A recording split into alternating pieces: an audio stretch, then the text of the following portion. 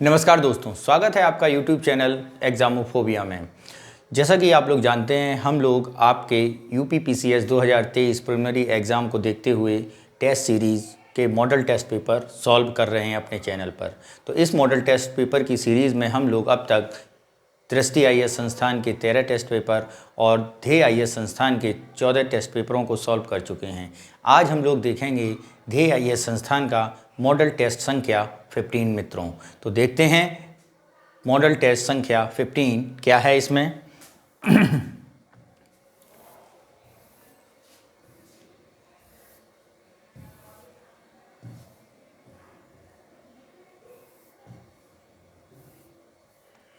पहला क्वेश्चन है मित्रों, कैबिनेट मिशन योजना के तहत गठित अंतरिम सरकार के संबंध में किसने कहा था कि यह एक देश की सरकार है जिसे दो राष्ट्र चला रहे हैं। तो ये कहा गया था इंटरिम गवर्नमेंट के लिए, किसके द्वारा इसे पता करना है। पहला ऑप्शन है सरदार पटेल, दूसरा मोहम्मद अली जिन्ना, तीसरा डॉक्टर भीमराव अंबेडकर, चौथा लॉर्ड माउंटबेटन। तो मित्रों ये स्टेटमेंट कहा गया था डॉक्टर BR अंबेडकर के द्वारा। ठीक है, 24 अगस्त 1946 को प्रथम इंटरिम गवर्नमेंट मित्रों बनी थी। कब बनी थी पहली इंटरिम गवर्नमेंट? 24 अगस्त 1946 को। ठीक है, तो इसने सरकार से घोषणा की और 2 सितंबर 1946 को पंडित जवाहरलाल नेहरू के नेतृत्व में क्या हुआ, इसमें घोषणा की गई और 2 सितंबर 1946 में पंडित नेहरू की अध्यक्षता में, किसकी? पंडित नेहरू की अध्यक्षता में एक इंटरिम गवर्नमेंट का गठन किया गया। नेक्स्ट चलते हैं मित्रों, अगला क्वेश्चन क्या है। क्वेश्चन नंबर 2 क्या कह रहा है उसे समझते हैं। निम्नलिखित कथनों में कौन सा सत्य है? पहला, 1945 का शिमला समझौता वेवल योजना के आहूत किया गया था, वेवल योजना के तहत आहूत किया गया था। ओके, इस सम्मेलन में कांग्रेस प्रतिनिधि मंडल का नेतृत्व महात्मा गांधी ने किया था। तो मित्रों यहाँ पर यदि बात करें कि शिमला समझौता जो सम्मेलन जो हुआ था वेवल योजना के अंतर्गत ही हुआ था, ये बात बिल्कुल क्या है, सही है। ठीक है, लेकिन अगर हम अध्यक्षता के बारे में बात करें तो इस ओर से जो अध्यक्ष हुई थी उसमें कांग्रेस का नेतृत्व महात्मा गांधी द्वारा नहीं बल्कि मौलाना अबुल कलाम आज़ाद द्वारा किया गया था। किसके द्वारा? अबुल कलाम आज़ाद द्वारा। तो हमारा स्टेटमेंट क्या है, ये सही नहीं है। ये वाला स्टेटमेंट हमारा क्या है, सही नहीं है। गांधी जी ने तो इस सम्मेलन का क्या किया था, विरोध किया था और इसका बहिष्कार किया था। ऑप्शन ए केवल एक सही, यानी हमारा ऑप्शन ए सही होगा। नेक्स्ट चलते हैं क्वेश्चन नंबर 3, इसको देखते हैं। 3 क्या कह रहा है, निम्नलिखित में से उनके कालक्रम के अनुसार व्यवस्थित कीजिए।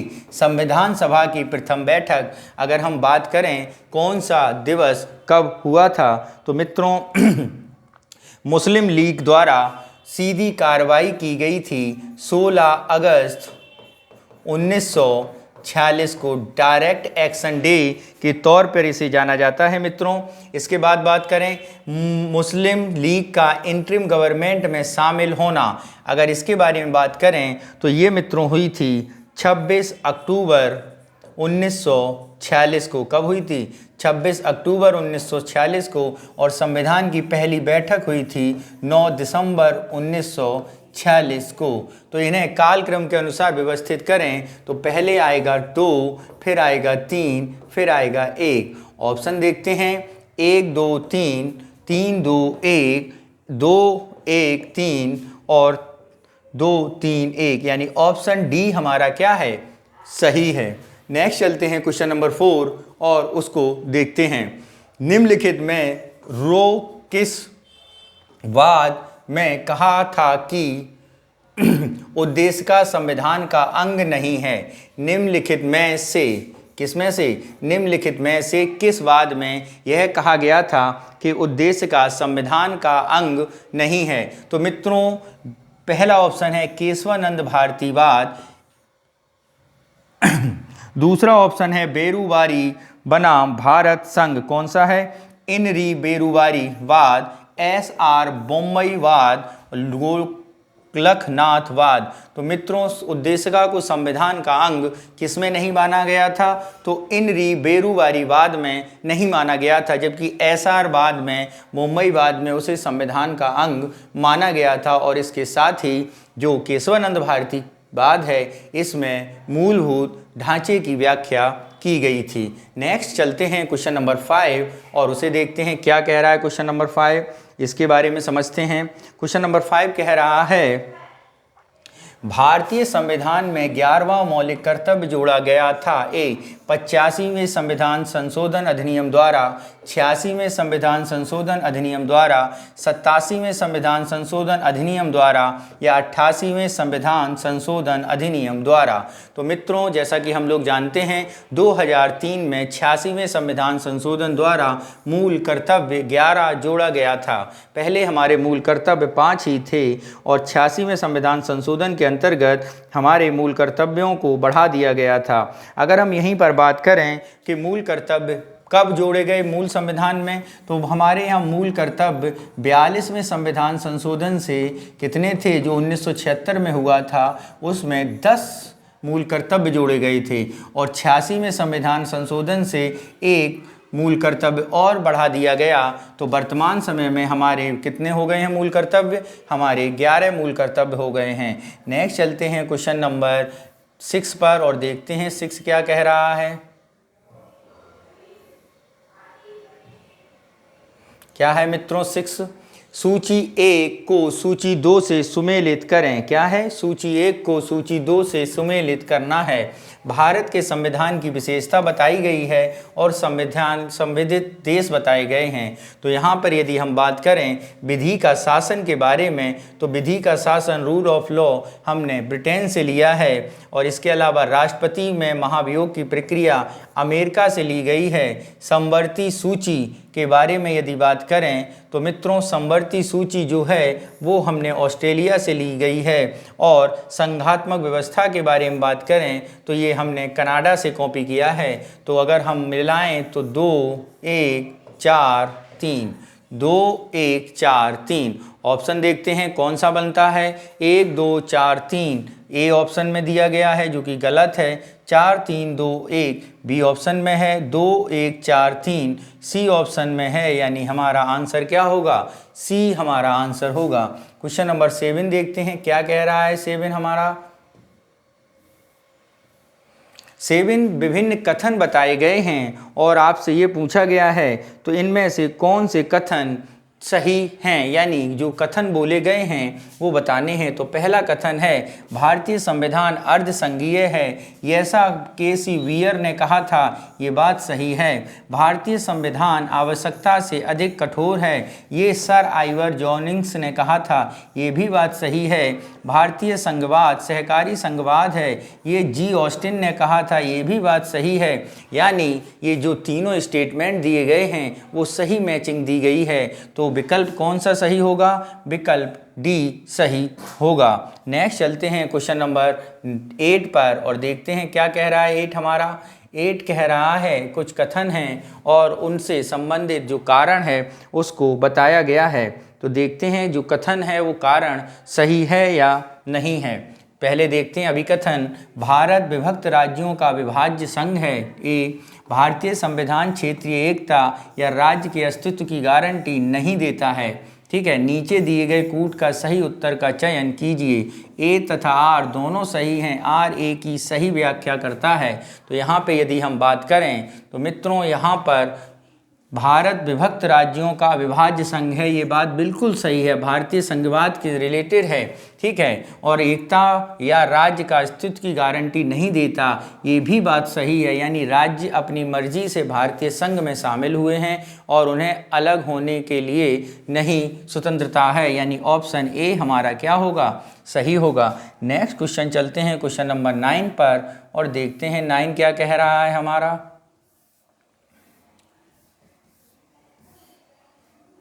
निम्नलिखित में से किस अनुच्छेद में यह वर्णित है कि नए राज्यों के प्रवेश या गठन, नए राज्यों के निर्माण, सीमाओं, क्षेत्रों के नामों में परिवर्तन संविधान 368 के संशोधन नहीं माना जाएगा? यानी किसी भी क्षेत्र का भारत में प्रवेश, ठीक है, और उसके नए राज्यों के निर्माण, सीमाओं और नामों के गठन 368 के तहत नहीं माना जाएगा। ये किस अनुच्छेद में है? ऑप्शन ए अनुच्छेद 1, अनुच्छेद 2, अनुच्छेद 3 या अनुच्छेद 4। तो मित्रों ये कहा गया है आपके आर्टिकल 4 में। किसमें मित्रों? आर्टिकल 4 में। नेक्स्ट चलते हैं दोस्तों, कौन सा क्वेश्चन है? क्वेश्चन नंबर 10 देखते हैं। 10 क्या कह रहा है दोस्तों? 10 कह रहा है यदि लोकसभा का विघटन हो जाए, क्या लोकसभा का विघटन हो जाए तो लोकसभा में लंबित सभी विधेयक समाप्त हो जाएंगे। बी, राज्यसभा में लंबित विधेयक जिसे लोकसभा ने नहीं पारित किया समाप्त हो जाएंगे। सी, राज्यसभा में लंबित विधेयक जिसे लोकसभा ने पारित कर दिया है समाप्त नहीं होंगे। सी, इनमें से कोई नहीं। तो मित्रों इसमें बताना है यदि कोई लोकसभा विघटित हो जाए तो क्या होगा।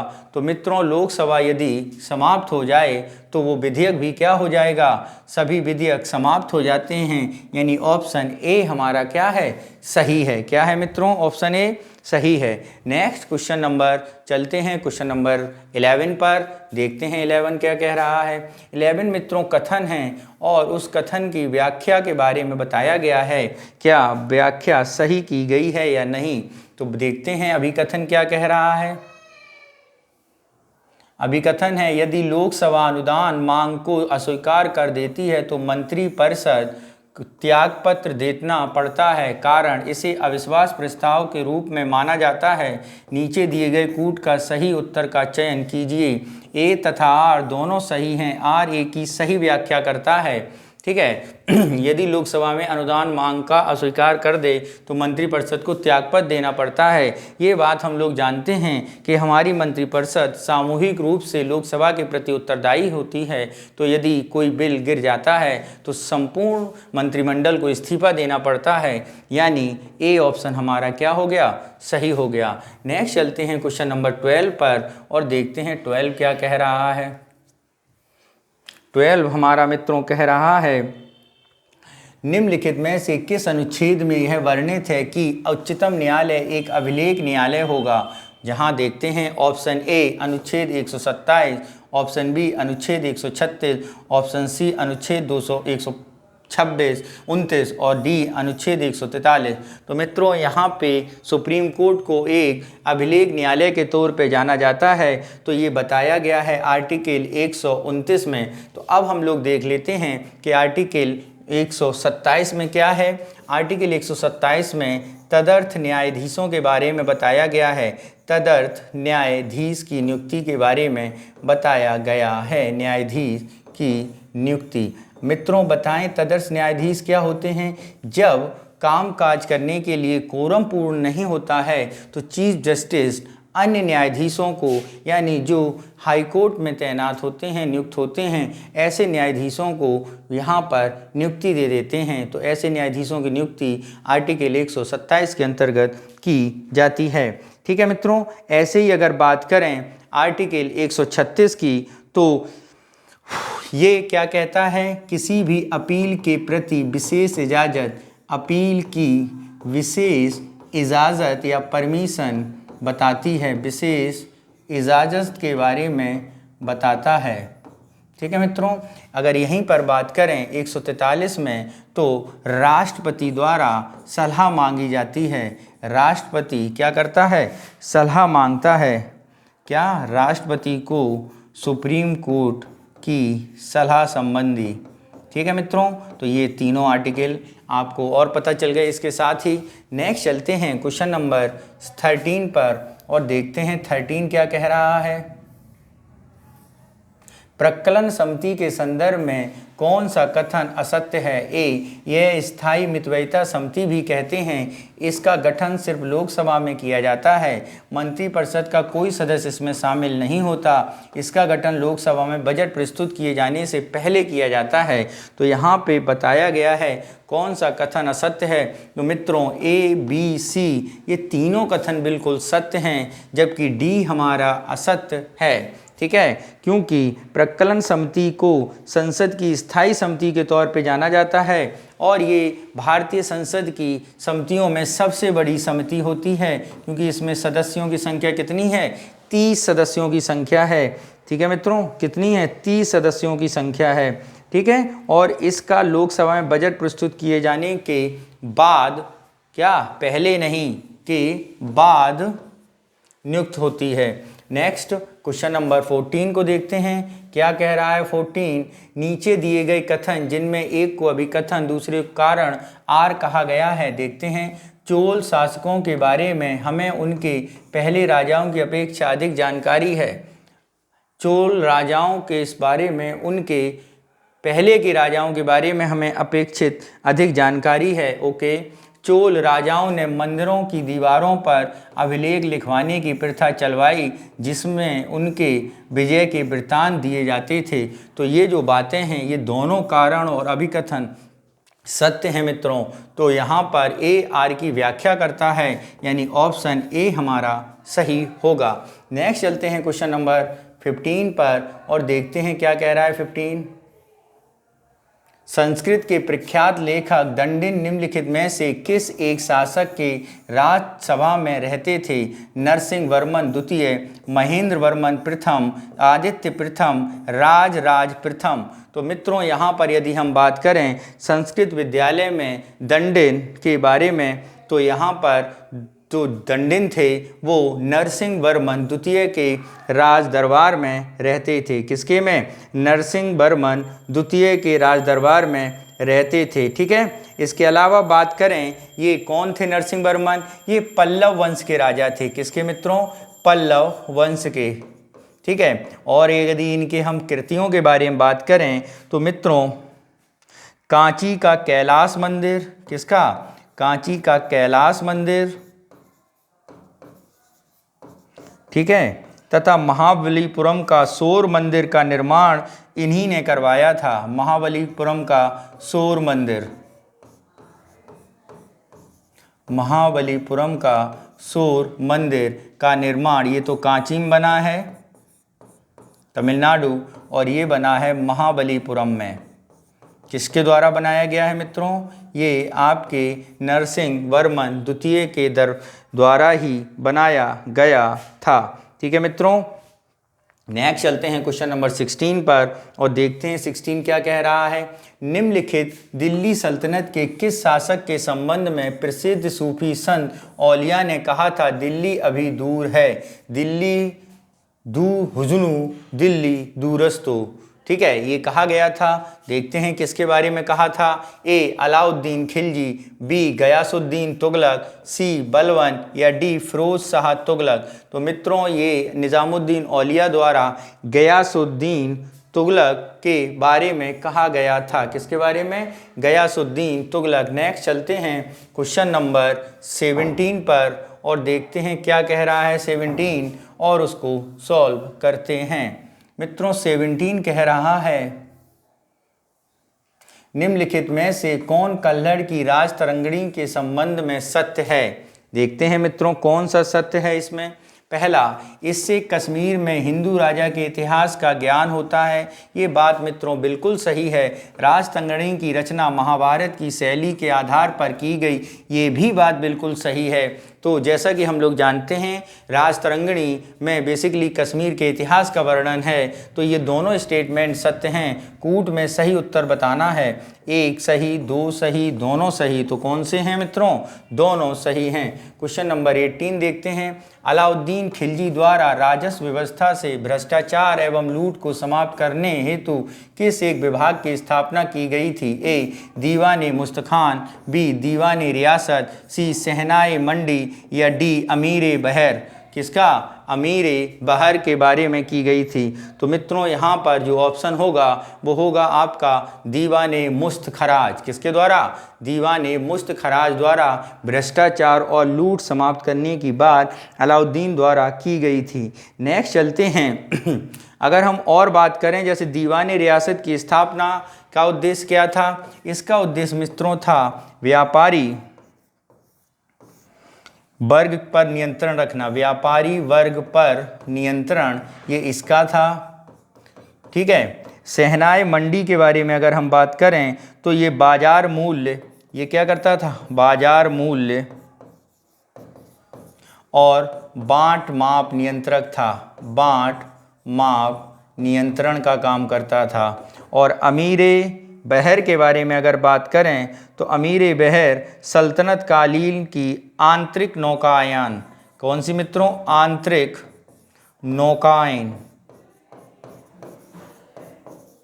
नौकायन के बारे में क्या नियंत्रण की बात होती थी। क्वेश्चन नंबर 19 देखते हैं मित्रों। 19 है, निम्नलिखित में से कौन सा सही सुमेलित नहीं है। क्या है, कौन सा सही सुमेलित नहीं है। ऑप्शन ए राजवंश हैं, प्रमुख शासक हैं। पुष्पभूति वंश या वर्धन वंश हर्षवर्धन का था, ये बात सही है। मोखरी वंश हरिवर्मा का था, ये भी सही है। गौड़ वंश शासक शशांक था, ये भी सही है। तो उपरोक्त में से सभी सही सुमेलित हैं, यानी ऑप्शन डी हमारा सही होगा। क्वेश्चन नंबर 20 देखते हैं, क्या कह रहा है 20। अशोक के किस अभिलेख में बैरी घोष की जगह धम्म घोष की घोषणा की गई थी। प्रथम शिलालेख में, 7वें शिलालेख में, चौथे शिलालेख में या 10वें शिलालेख में। तो बैरी घोष की जगह धम्म घोष की विवेचना अशोक के चौथे शिलालेख में की गई थी। किसके मित्रों, चौथे शिलालेख में। ठीक है, अगर हम बात करते हैं प्रथम शिलालेख में क्या था, तो बच्चों इसमें पशु बलि की निंदा के बारे में बात की गई थी। पशु बलि को रोकने और उसके निंदा की बात कही गई थी। 7वें शिलालेख में बातें करें तो ये आत्मनियंत्रण और आत्मशुद्धि के बारे में बात करती है। क्या है, आत्मनियंत्रण और आत्मशुद्धि के बारे में। 10वें शिलालेख में अगर हम बात करें तो ये है धम्म पालन का उपदेश। 10वें में क्या है, धम्म पालन का उपदेश। नेक्स्ट चलते हैं क्वेश्चन नंबर 21 और देखते हैं 21 क्या कह रहा है। एशिया माइनर में स्थित बोगज कोई शिलालेख में निम्नलिखित में से किन देवताओं का उल्लेख मिलता है। ऑप्शन ए इंद्र, अग्नि, वरुण, नासत्य। बी अग्नि, वरुण, नासत्य और मित्र। सी वरुण, अग्नि, इंद्र और मित्र। ठीक है, डी इंद्र, मित्र, वरुण और नासत्य। तो एशिया माइनर के बोगज कोई शिलालेख में मित्रों मिलती है जानकारी इंद्र, मित्र, वरुण और नासत्य के बारे में जानकारी। नेक्स्ट चलते हैं क्वेश्चन नंबर 22 के पास और देखते हैं क्या कह रहा है 22। तो यहाँ पर 22 मित्रों को मैच करना है। एक हैं जैन तीर्थंकर, दूसरे हैं सूची। तो अगर हम बात करते हैं कौन सा तीर्थंकर किससे रिलेटेड है, तो आदिनाथ का जो चिन्ह है वो वृषभ है, पार्श्वनाथ का जो चिन्ह है वो सर्प है, अरिष्टनेमी का जो चिन्ह है मित्रों वो शंख है और संभवनाथ का मित्रों घोड़ा है। तो यहाँ पे ऑप्शन बनता है 1 3 2 4, 1 3 2 4, 1 3 2 4, यानी ए ऑप्शन हमारा क्या हो जाएगा मित्रों, सही हो जाएगा। नेक्स्ट चलते हैं क्वेश्चन नंबर 25 पर और देखते हैं क्या है। 10 सील या शिक्षा पद का सिद्धांत किस धर्म से संबंधित है। 10 सील या शिक्षा पद का सिद्धांत किस धर्म से संबंधित है। ए जैन धर्म, बी बौद्ध धर्म, सी भागवत धर्म या डी इनमें से कोई नहीं। तो यह सिद्धांत मित्रों संभव है अपना बौद्ध धर्म से। नेक्स्ट चलते हैं क्वेश्चन नंबर अगर मित्रों यहाँ हम 10 सीलों के बारे में बात करें, 10 सील अगर आपको बता दें तो वो ज़्यादा सही रहेगा। तो 10 सील मित्रों हैं, पहली अहिंसा, क्या है मित्रों, अहिंसा। दूसरी सत्य, ठीक है। तीसरी अस्तेय,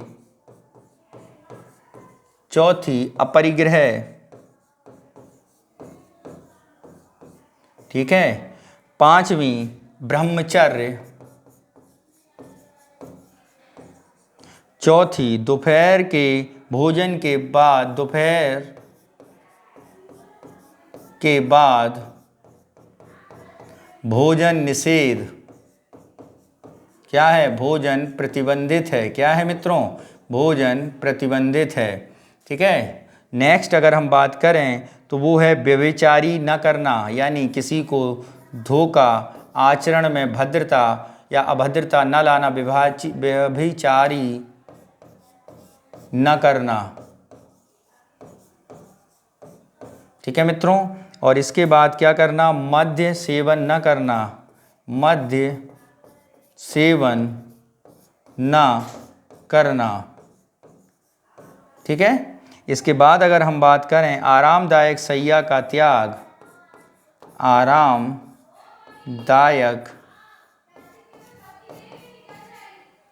शैया का त्याग, आरामदायक शैया का क्या करना है, त्याग करना है। और इसके बाद क्या है, आभूषण का त्याग। क्या है मित्रों, आभूषण का त्याग। अगर हम यहाँ पे नंबर करें तो मित्रों आपके कितने नंबर हो रहे होंगे, 1 2 3 4 5 6 7 8 9 और 10। तो ये 10 सील हैं बौद्ध धर्म की। ठीक है मित्रों। नेक्स्ट चलते हैं क्वेश्चन नंबर किसके पास, क्वेश्चन नंबर हम लोग 24 के पास। किसके पास मित्रों, 24 के पास।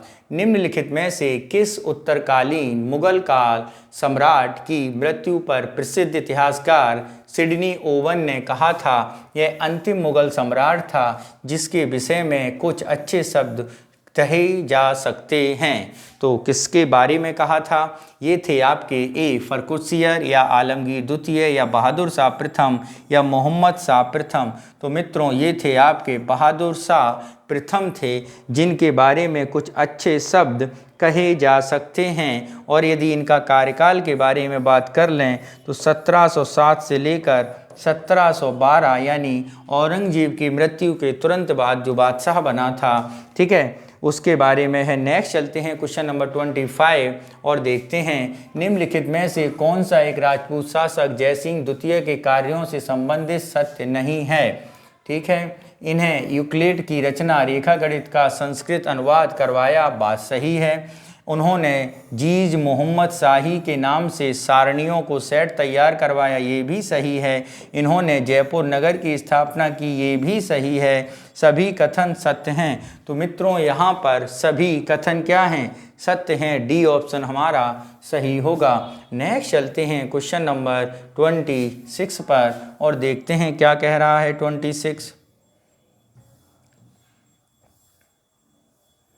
तो यहाँ पे बताना है हमें कि निम्नलिखित में से कौन सा युग्म सही सुमेलित नहीं है। क्या है मित्रों, सही सुमेलित नहीं है। ऑप्शन देखते हैं, गुरु अंगद गुरुमुखी लिपि का आविष्कारक, ये सही सुमेलित है। गुरु गोविंद सिंह अकाल तख्त की स्थापना, ये भी सही सुमेलित है। गुरु अमरदास सिख धर्म में लंगर की शुरुआत, ये भी सही सुमेलित है। गुरु नानक सच्चा पातशाह, तो मित्रों गुरु नानक ने सच्चा पातशाह शुरू नहीं किया था, सच्चा पातशाह गुरु हरगोविंद सिंह ने किया था।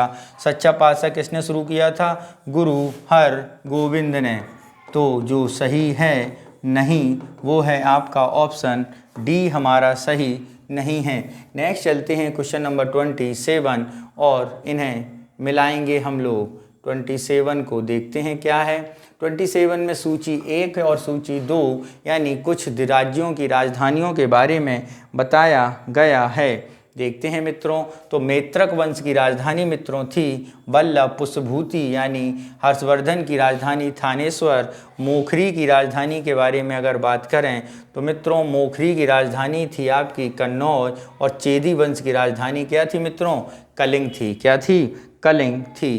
तो ऑप्शन में मिलाते हैं 2 1 4 3, 2 1 4 3, 2 4 1 3, 3 4 1 2, 1 2 3 4, 2 1 4 3। तो ऑप्शन डी हमारा सही होगा।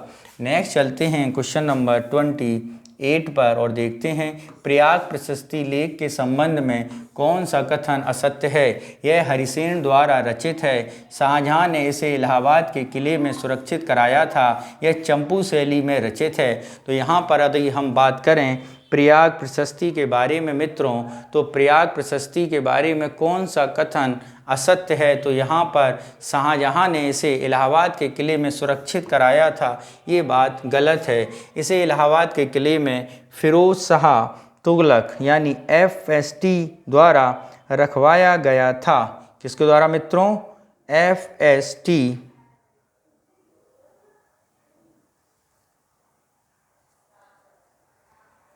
ठीक है।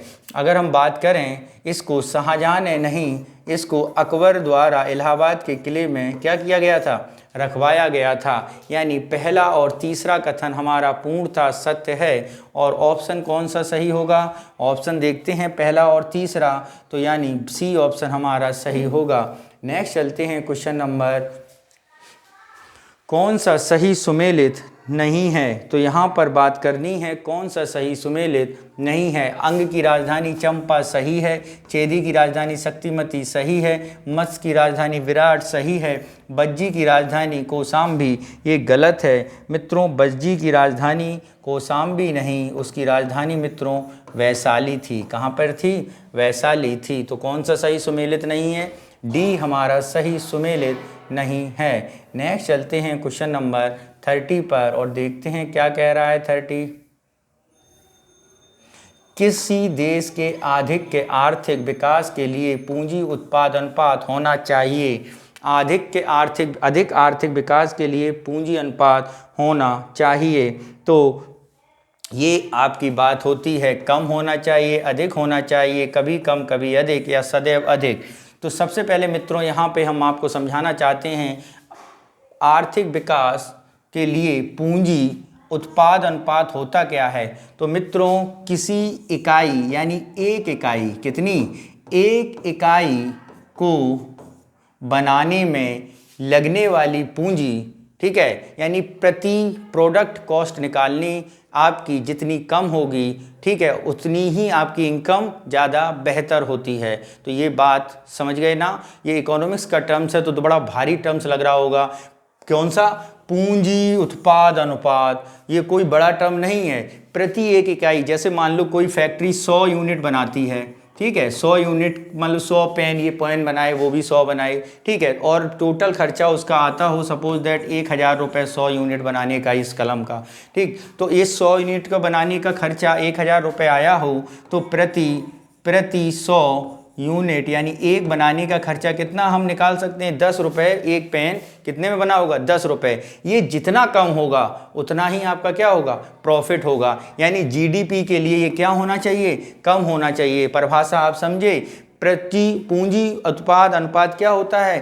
प्रति एक इकाई उत्पादन करने वाले में होने वाला खर्चा पूंजी उत्पाद अनुपात कहलाता है। ठीक है मित्रों। नेक्स्ट चलते हैं क्वेश्चन नंबर 31 पर और देखते हैं 31 क्या कह रहा है। 31 देखते हैं हम लोग, निम्नलिखित में से कौन सही सुमेलित नहीं है? सही सुमेलित है, सॉरी। ऑप्शन ए राजकोषीय नीति, वित्त मंत्रालय, मौद्रिक नीति, आरबीआई, केंद्र व राज्यों के मध्य राजस्व बंटवारा, वित्त आयोग, ये तीनों मित्रों क्या हैं? सही सुमेलित हैं। तो ऑप्शन कौन सा सही होगा हमारा ऑप्शन डी, सभी सही सुमेलित हैं। नेक्स्ट चलते हैं क्वेश्चन नंबर 32 पर और देखते हैं 32 क्या कह रहा है। निम्नलिखित कथनों पर असत्य कथन बताना है। तालीकोटा का युद्ध विजयनगर साम्राज्य पराजित हुआ था, ये बात सही है। तालीकोटा या राक्षस ताल या राक्षस युद्ध के तौर पे जाना जाता है। बरार, अहमदनगर, बीजापुर, गोलकुंडा और बीदर इसमें शामिल थे। तो ये कथन मित्रों क्या है? गलत है, क्योंकि इस पर अगर हम बात करें तो यहाँ पर जो शामिल नहीं था, तो इसमें कौन कौन से शामिल थे वो जरा अगर हम याद करें तो वो थे आपके अहमदनगर, बीजापुर, गोलकुंडा और बीदर। इसमें बरार शामिल नहीं हुआ था। ठीक है मित्रों, अहमदनगर, बीजापुर, गोलकुंडा और बीदर शामिल हुए थे, बरार नहीं हुआ था, इसलिए ये कथन गलत है। तो हमारा आंसर क्या होगा? बी हमारा आंसर होगा।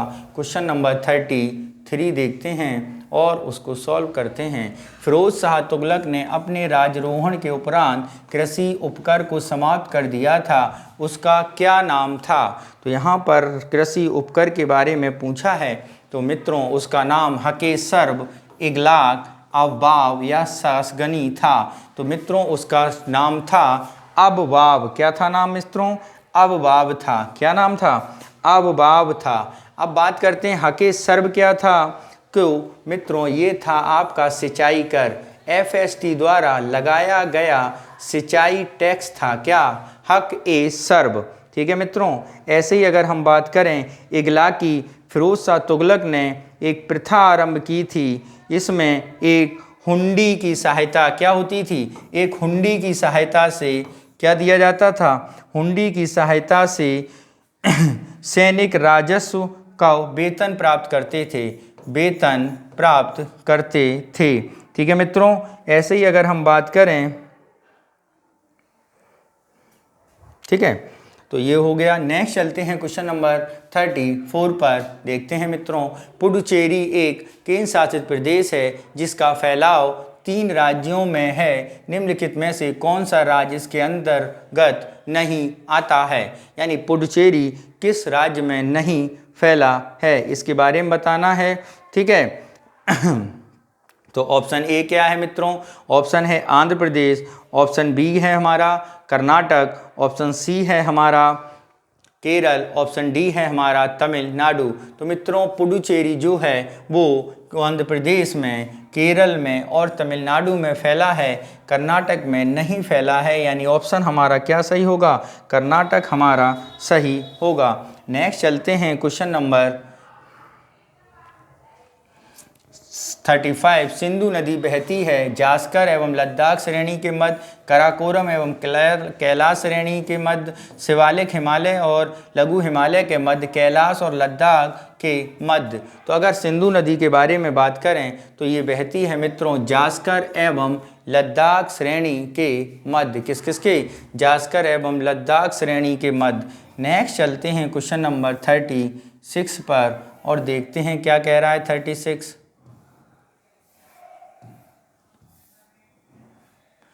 पश्चिमी घाट पर्वत में स्थित 4 प्रमुख दर्रे उत्तर से दक्षिण सही क्रम बताना है। ठीक है मित्रों, उत्तर से दक्षिण सही क्रम बताना है। उत्तर यानी नॉर्थ, ऊपर से नीचे आना है। कैसा आना है, ऊपर से नीचे।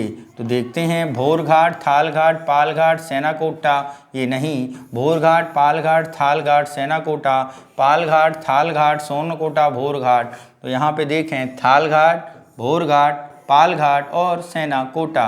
तो यहाँ पर जो ऑप्शन डी है वो हमारा बिल्कुल सही है।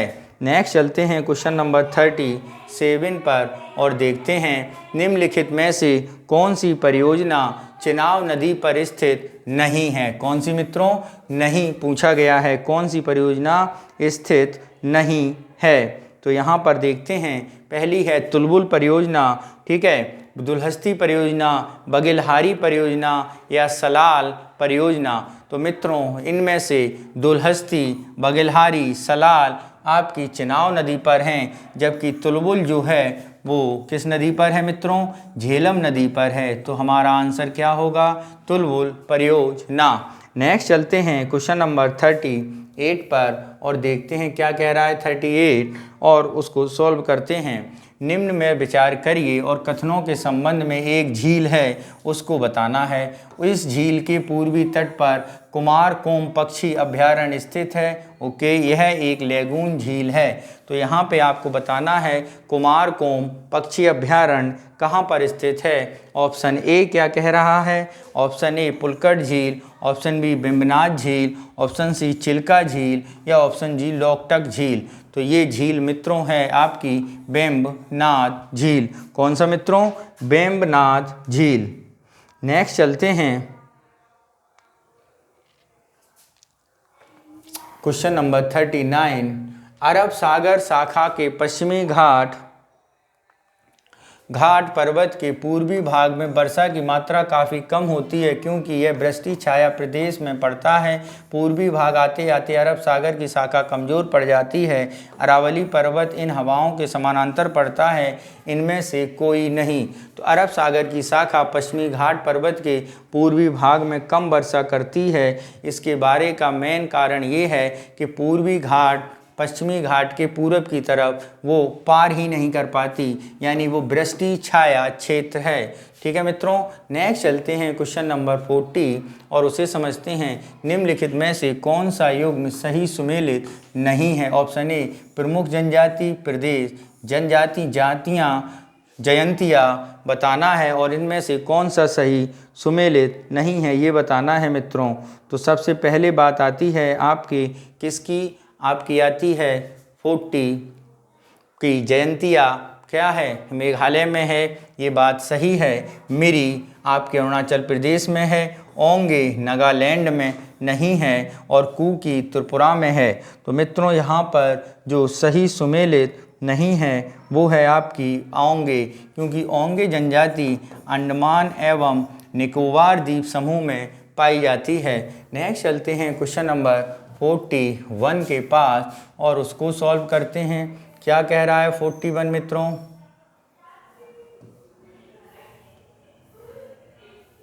भारत के पूर्वी तट पर स्थित बंदरगाह पोताश्रय मुख्य डॉल्फिन नोज नामक पहाड़ी समुद्र में निकले होने के कारण तूफान स्वतः सुरक्षित हैं। बोला डिला क्षेत्र लौह अयस्क के निर्यात इसी बंदरगाह से किया जाता है। इस कथन इस बंदरगाह का संबंध में है, ये किस बंदरगाह के संबंध में है ये बताना है।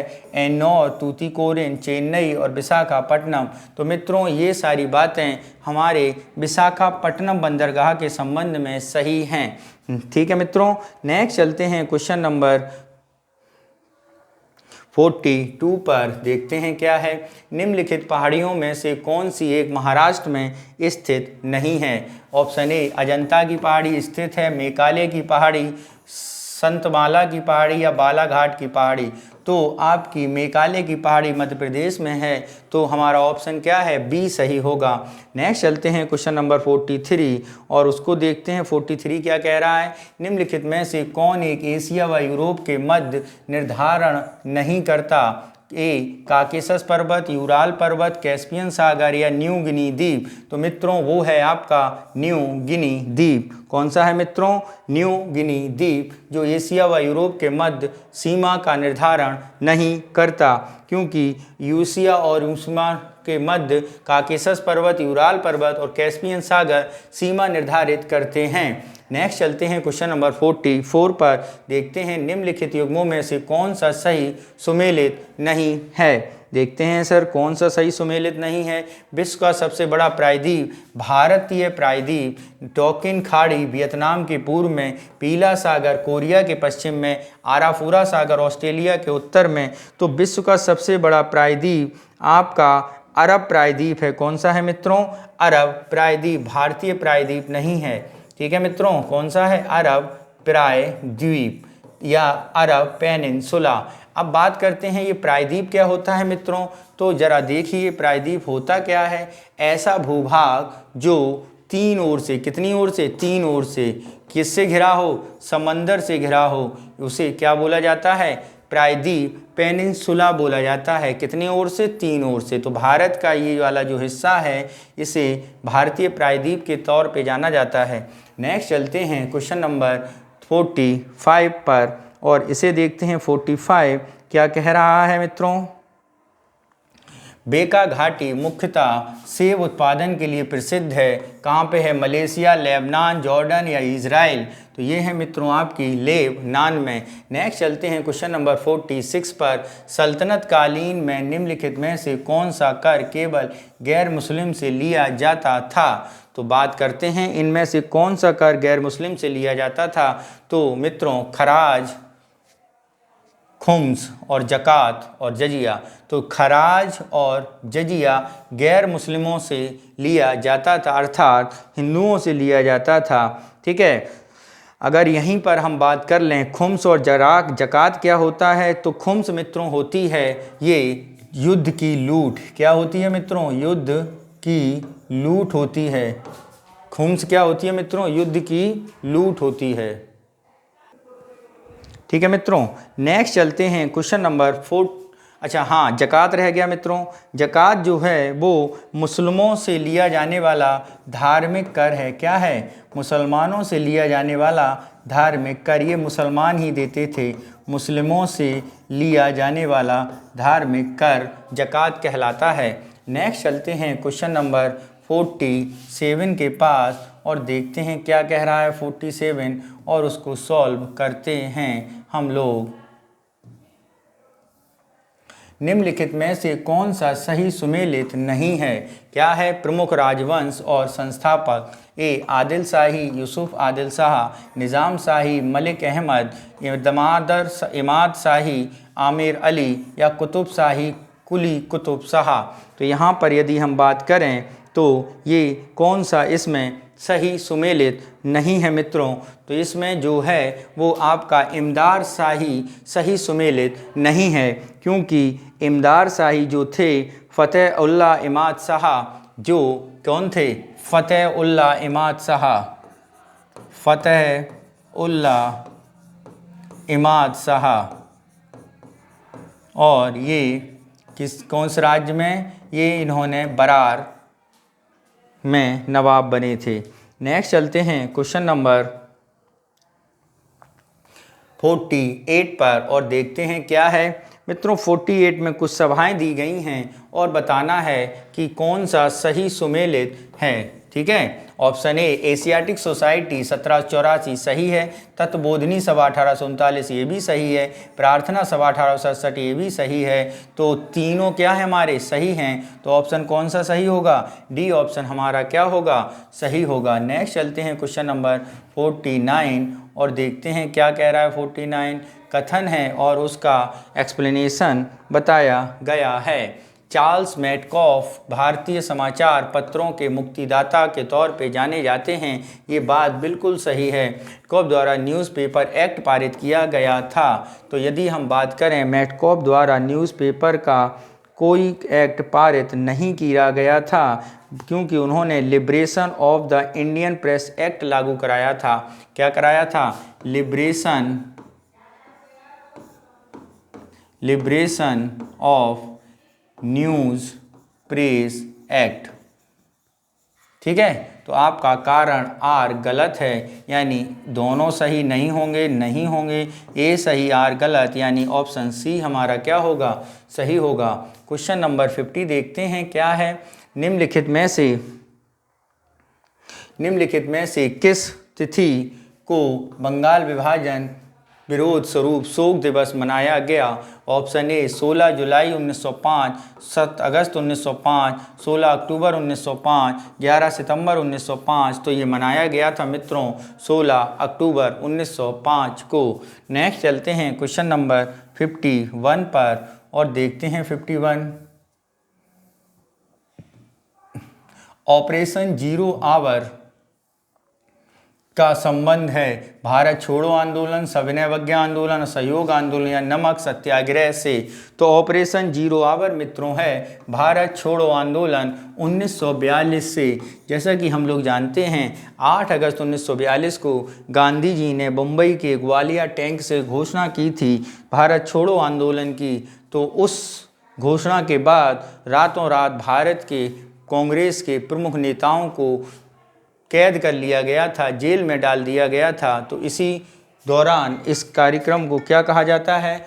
Operation zero hour. Next question देखते हैं मित्रों हम लोग। तो कौन सा मित्रों? ऑपरेशन जीरो आवर समझ गए होंगे आप। 1942 में भारत छोड़ो आंदोलन के दौरान अंग्रेजों द्वारा चलाया गया था, जिसके अंतर्गत भारतीय नेताओं को गिरफ्तार कर लिया गया था। तो नेक्स्ट क्वेश्चन चलते हैं क्वेश्चन नंबर 52। निम्नलिखित में से किस भारतीय वायसरॉय ने कहा यह कहना था भारत को तलवार के बल पर विजित किया गया है और तलवार के बल पर ही इसकी रक्षा की जाएगी? ठीक है मित्रों, तो इसको जरा देखते हैं किसने कहा था। Lord Lytton, Lord Elgin second, Lord Dufferin या लॉर्ड ऑकलैंड? तो ये कहा गया था लॉर्ड एल्गिन सेकेंड के द्वारा। ठीक है मित्रों, नेक्स्ट चलते हैं क्वेश्चन नंबर 53 पर और क्या है 53? बाल विवाह से संबंधित निम्नलिखित में से किस एक अधिनियम को पारित करने में B.M. मालाबारी की महत्वपूर्ण भूमिका थी? Brahmo marriage act, Sharda act, civil marriage act, समिति आयु अधिनियम? तो यहाँ पे BM मालाबारी की महत्वपूर्ण भूमिका थी, इसके बारे में बात करते हैं। तो ये कौन से अधिनियम को पारित करने में थी, तो वो थी सम्मति आयु अधिनियम। ठीक है, सम्मति आयु अधिनियम। तो मित्रों यदि हम बात करें तो 1891 में पारसी समाज सुधारक, कौन, पारसी समाज सुधारक थे BM मालावरी, उन्होंने 1891 में एक एक्ट पास कराने में जिसमें सम्मति आयु अधिनियम पारित किया गया, और इसमें लड़कियों की विवाह की जो उम्र थी वो कितनी कर दी गई, न्यूनतम 12 वर्ष कर दी गई थी। लड़कियों की विवाह की उम्र कितनी कर दी गई थी, 12 ईयर कर दी गई थी। ठीक है मित्रों, नेक्स्ट चलते हैं। ठीक है, नेक्स्ट चलते हैं क्वेश्चन नंबर 54 पर और देखते हैं क्या कह रहा है 54। तो इनमें से कौन सही सुमेलित नहीं है, इसके बारे में बताना है। तो ऑप्शन देखते हैं हम लोग। सबसे पहला ऑप्शन है हमारा social service league NM Joshi, ये सही सुमेलित है। Madras labour union BP Wadia, ये भी सही सुमेलित है। हिंदुस्तान मजदूर सभा जमनालाल मेहता, तो मित्रों इसे देखते हैं इंडियन फेडरेशन ऑफ लेबर, ये सही सुमेलित है। तो यहाँ पे जो ऑप्शन गलत है वो मित्रों है हमारा कौन सा, ऑप्शन C हमारा गलत है, क्योंकि हिंदुस्तान मजदूर सभा की स्थापना 1938 में किसने की थी, इसकी स्थापना 1938 में किसने, सरदार पटेल और डॉक्टर राजेंद्र प्रसाद द्वारा की गई थी। किसके द्वारा, डॉक्टर राजेंद्र प्रसाद द्वारा की गई थी। ठीक है, नेक्स्ट क्वेश्चन देखते हैं। क्वेश्चन नंबर 55 क्वेश्चन नंबर देखते हैं। निम्नलिखित में से कौन सा कथन सही है। पहला, लोडो जैस्का टॉय यूरोप की सबसे बड़ी मीठे पानी की झील है। ये बात क्या है मित्रों, बिल्कुल सही है। यह रूस में अवस्थित है, ये भी बिल्कुल सही है। तो दोनों कथन क्या है हमारे, सत्य हैं, यानी ऑप्शन C हमारा सही होगा। नेक्स्ट चलते हैं क्वेश्चन नंबर 56 पर और देखते हैं क्या है 56 हमारा।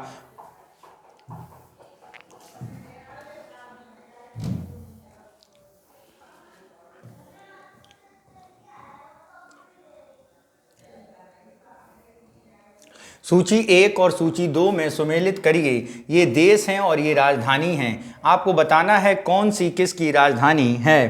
तो मित्रों देखते हैं कौन सी किसकी राजधानी है। तो सबसे पहले है नाइजीरिया, इसकी राजधानी अबुजा है। माली, इसकी राजधानी बमाको है। ठीक है, पराग्वे, इसकी राजधानी असनसियान है। और बारबाडोस, इसकी राजधानी ब्रिज टाउन है। कौन सी है मित्रों, ब्रिज टाउन है। तो देखते हैं हम कौन से नंबर बनते हैं। तो ये बनते हैं 3, ठीक है, 1 2 4, 3 1 2 4, 4 2 3 1 3, 3 2 1 4, यानी ऑप्शन B हमारा क्या है, सही होगा। नेक्स्ट चलते हैं क्वेश्चन नंबर 57 पर। निम्नलिखित में से कौन सी नदी पोलैंड व जर्मनी की सीमा बनाती है।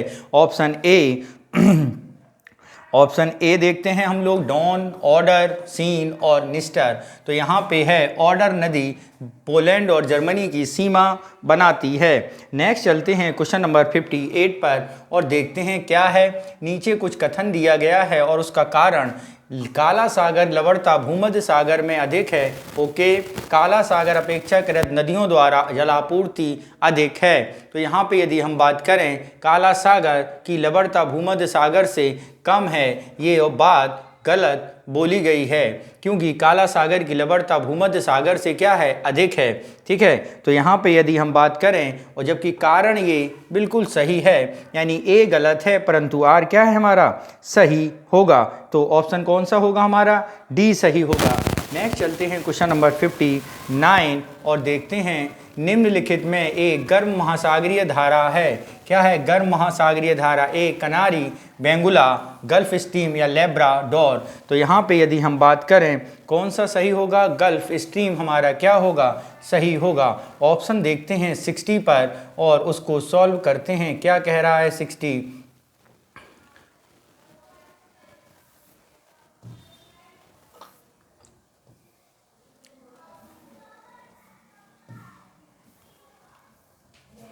निम्नलिखित में से कौन युग्म सही नहीं है? क्या कौन सा युग्म सही नहीं है? डॉगर बैंक, उत्तरी सागर, किरूना, लोह अयस्क, पेरिस, नोडल नगर या फ्रांस मसेटा का पठार। तो इसमें मित्रों कौन सा सही सुमेलित नहीं है? तो आपका मसेटा का पठार फ्रांस ये सही सुमेलित नहीं है, क्योंकि मसेटा का पठार पुर्तगाल और स्पेन में स्थित है। कहाँ पे है मित्रों? पुर्तगाल एवं स्पेन। नेक्स्ट चलते हैं क्वेश्चन नंबर 61 और इसको सॉल्व करते हैं। देखते हैं क्या है। जनजाति हैं और उनके क्षेत्र के बारे में बताया गया है। तो 61 में देखते हैं कौन सी जनजाति कहाँ पर है। तो पिग्मी कांगो बेसिन में है, बुशमैन कालाहारी में है, बद्दू सहारा में है, मसाई पूर्वी अफ्रीका में है। तो ऑप्शन क्या बनता है? 1 2 3 4, यानी आपके ऑप्शन 1 2 3 4 सही हैं। ए ऑप्शन हमारा सही होगा। नेक्स्ट चलते हैं क्वेश्चन नंबर 62 पर और देखते हैं क्या कह रहा है। 62, निम्नलिखित में से कौन सा पठार सबसे बड़ा एवं अंतः प्रवाह बेसिन का उदाहरण है? तो यहाँ पर देखें तो मित्रों यहाँ पे है कोलंबिया का पठार, कोलोराडो का पठार, अलास्का का पठार या ग्रेट बेसिन का पठार। तो ऑप्शन कौन सा सही होगा? ये सही होगा हमारा ऑप्शन ग्रेट बेसिन का पठार। नेक्स्ट चलते हैं क्वेश्चन नंबर 63 और उसको समझते हैं। क्या कह रहा है क्वेश्चन नंबर 63? निम्नलिखित कथनों में कौन सा कथन सत्य है? ए, ग्रेट बैरियर झील ग्रेट लेक्स के अंतर्गत सम्मिलित है, सही है। सुपीरियर झील विश्व में मीठे पानी की सबसे बड़ी झील है, ये भी सही है। नियाग्रा जलप्रपात ओंटारियो और मिशिगन झील के बीच स्थित है, ये भी सही है। तो यहाँ पे यदि हम बात करेंगे तो कौन सी बात सत्य होगी? तो यहाँ पे केवल एक ही बात सत्य है और वो है सुपीरियर झील विश्व में मीठे पानी की सबसे बड़ी झील है। यही बात क्या है हमारी? यह बात हमारी क्या हो गई मित्रों? सही है। ठीक है, तो ऑप्शन कौन सा सही होगा? ऑप्शन बी हमारा क्या होगा? सही होगा। और नियाग्रा जलप्रपात ओंटारियो मिशिगन झील पर स्थित है, तो ये गलत है। नियाग्रा जलप्रपात हमारा इरी और ओंटारियो नदी के मध्य स्थित है। ठीक है, ओंटारियो झील, इरी झील और ओंटारियो झील के मध्य स्थित है। ठीक है, ग्रेट बैरियर यदि हम बात करें तो ये 5 झीलों के अंतर्गत आता है। नेक्स्ट चलते हैं क्वेश्चन नंबर 64 पर और उसको देखते हैं। 64 क्या कह रहा है?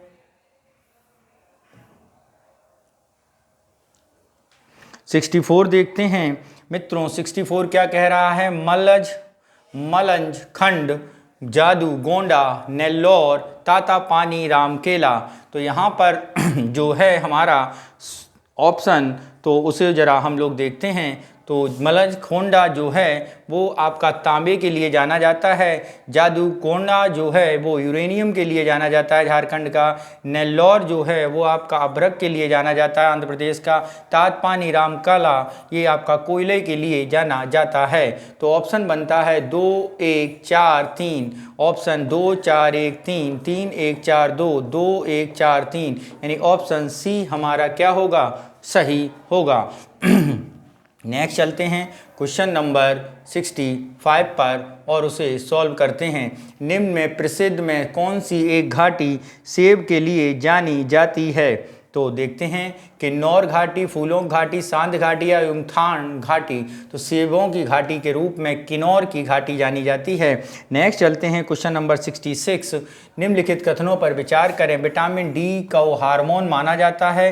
विटामिन ए को संक्रमण रोधी विटामिन भी कहा जाता है। विटामिन की खोज फ्रंक ने की थी। तो इनमें से सत्य कथन बताना है। क्या बताना है? सत्य कथन। ऑप्शन ए 1 और 3, ऑप्शन बी 2 और 3, 1 2 और 3, इनमें से कोई नहीं। तो हमारा सी ऑप्शन सही होगा। नेक्स्ट चलते हैं क्वेश्चन नंबर 67 पर और उसे सॉल्व करते हैं। राष्ट्रीय डॉप परीक्षण प्रयोगशाला किस मंत्रालय कार्य के अधीन कार्य करती है? तो यहाँ पर यदि हम बात करें तो ये है स्वास्थ्य एवं परिवार कल्याण मंत्रालय, बी विज्ञान एवं प्रौद्योगिकी मंत्रालय, सी युवा कार्यक्रम एवं खेल मंत्रालय या गृह मंत्रालय। राष्ट्रीय डॉप परीक्षण प्रयोगशाला किस मंत्रालय के अधीन मित्रों काम करती है?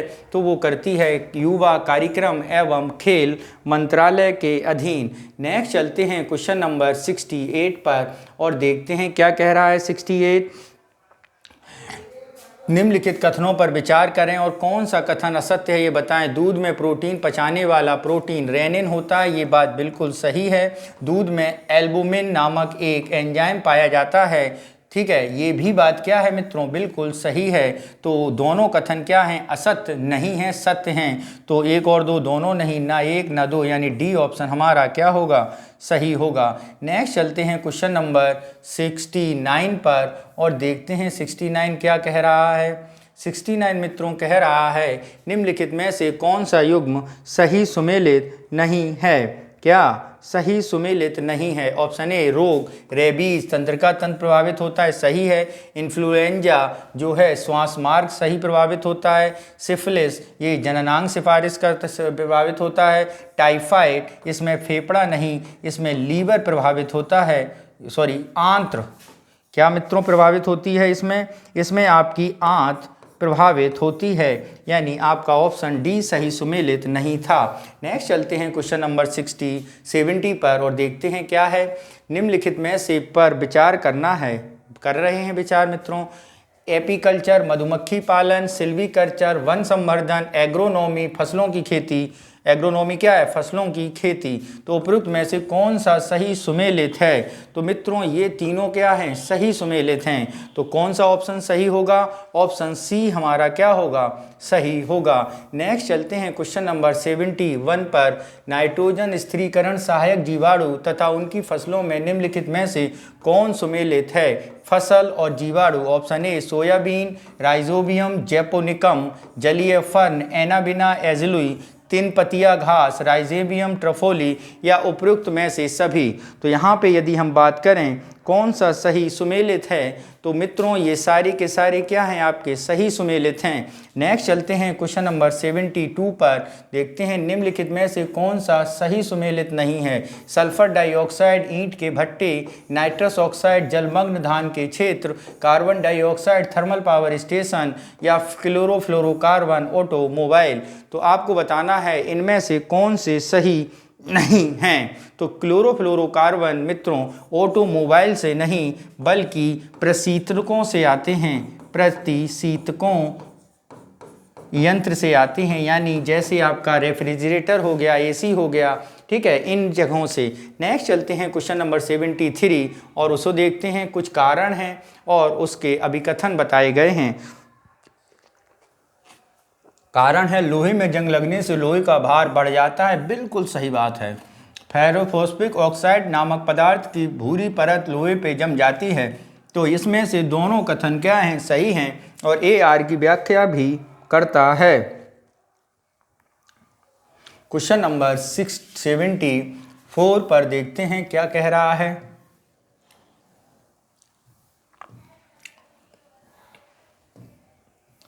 विषाणु को कोशिका सिद्धांत के अपवाद माना जाता है क्योंकि ये सर्वथा संक्रामक परजीवी होते हैं। इनमें कोशिका नहीं होती है, ये विलगित अवस्था में निर्जीव होते हैं उपयुक्त सभी कारणों से। तो मित्रों यहाँ पे यदि हम बात करें कौन सा कथन सही है, तो यहाँ पे उपयुक्त सभी कारणों से जो बातें कही गई हैं वो सही हैं, ऑप्शन डी हमारा सही होगा। नेक्स्ट चलते हैं क्वेश्चन नंबर 75 पर। कैमरा तथा दूरबीन में लगे लेंस निम्नलिखित में से एक प्रकार के कांच का प्रयोग होता है। क्रूक्स कांच, पायरेक्स कांच, लिफ्लिंट कांच या क्राउन कांच। तो ये प्रयोग होता है मित्रों किससे, फ्लिंट कांच का। नेक्स्ट चलते हैं क्वेश्चन नंबर 76। निम्नलिखित बहुलकों को निम्न में कौन सा पॉलीटेट्रोफ्लोरोएथिलीन के नाम से जाना जाता है। पॉलीएथिलीन, टेफ्लॉन, डेकोरॉन या इनमें से कोई नहीं। तो ये मित्रों जाना जाता है किसकी से, तो ये जाना जाता है टेफ्लॉन से। किससे, टेफ्लॉन से। नेक्स्ट चलते हैं क्वेश्चन नंबर 77, देखते हैं 77। निम्नलिखित वैज्ञानिक उपकरणों में उनके अनुप्रयोग के संदर्भ बेमेल युग्म का चयन करें। उपकरण हैं और प्रयोग हैं। एक्टिनोमीटर, सौर विकिरण मापक, ग्रेविनोमीटर कोणीय वेग मापक, कैथोटोमीटर ऊर्ध्वाधर दूरमापी यंत्र या क्रेस्कोग्राफ पौधों की वृद्धि के मापने वाला।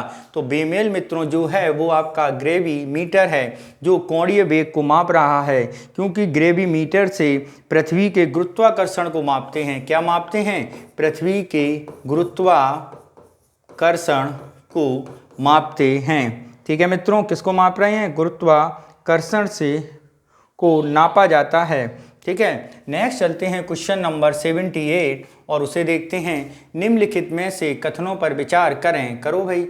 शरीर में रुधिर निर्माण कला अस्थि मज्जा में होता है, सही है।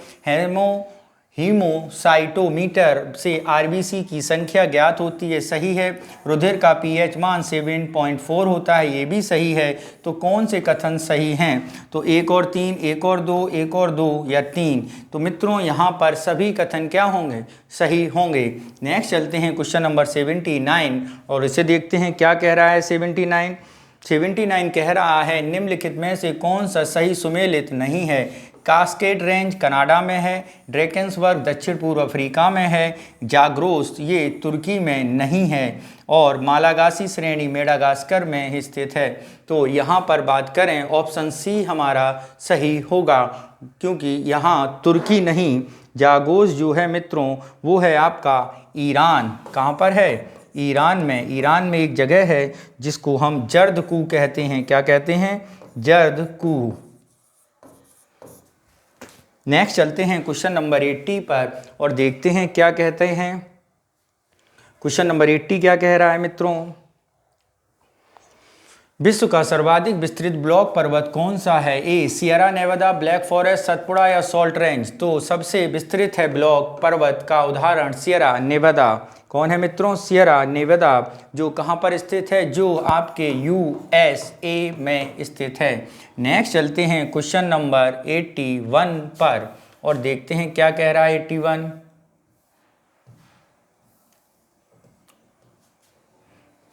सूची 1 और सूची 2 को सुमेलित करना है। ज्वालामुखी और क्षेत्र हैं, तो यहाँ पे देखना है कौन सी सूची सही सुमेलित है। तो मित्रों किलाऊ हवाई द्वीप में है, ठीक है। मियाना फिलीपींस में है। माउंट पीली आपका मार्टिनिक में। क्वेडर चिम्बरोजी आपका इक्वेडोर में है। यानी बना 1 2 3 4।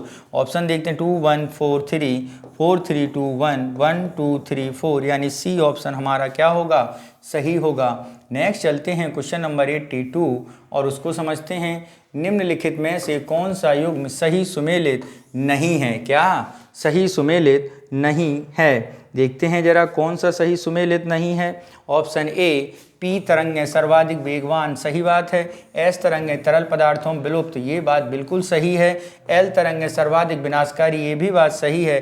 तो मित्रों कौन सा सुमेलित है? सभी सही सुमेलित हैं। नेक्स्ट चलते हैं क्वेश्चन नंबर 83 और उसको देखते हैं 83 क्या कह रहा है। 83 मित्रों कह रहा है कौन से कथन सत्य हैं? परमाणु बम नाभ के विखंडन के सिद्धांत पर कार्य करता है, सही बात है। सूर्य प्रकाश तथा ऊर्जा का स्रोत नाभ के विखंडन, ये बात गलत है। हाइड्रोजन बम नाभ के संलयन पर कार्य करता है, ये बात क्या है? बिल्कुल सही। तो ऑप्शन कौन से सही हैं? 1 और 3, यानी ए और सही है हमारा। नेक्स्ट चलते हैं क्वेश्चन नंबर 84 में कारण है और उसकी व्याख्या की गई है। तो जो कारण दिए गए हैं उसके बारे में देखते हैं। अभी मेघाच्छादित रात में ओस की बूंद नहीं बनती, ये बात सही है। पृथ्वी के विकिरण को बादल वापस परिवर्तित कर देते हैं, दोनों बातें बिल्कुल सही हैं, यानी ऑप्शन ए हमारा बिल्कुल सही होगा। नेक्स्ट चलते हैं क्वेश्चन नंबर 85 पर और देखते हैं क्या कह रहा है 85।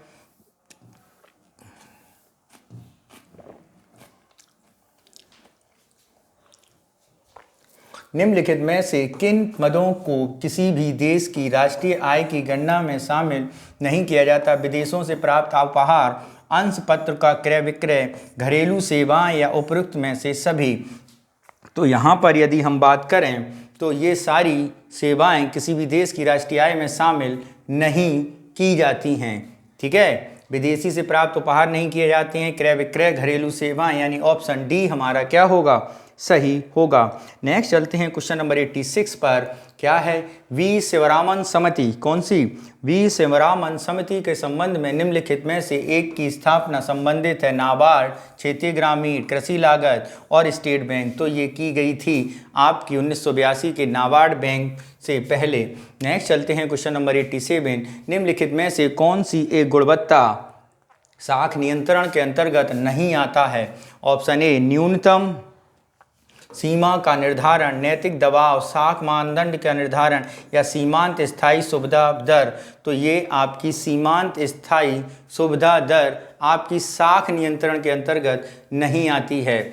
88 निम्नलिखित में से किस स्थान पर भारतीय प्रतिभूति, क्या भारतीय प्रतिभूति एवं विनियमन बोर्ड सेबी का क्षेत्रीय कार्यालय स्थित नहीं है? ऑप्शन ए अहमदाबाद, कलकत्ता, जयपुर या दिल्ली। तो मित्रों कौन सा सही सुमेलित नहीं है ये?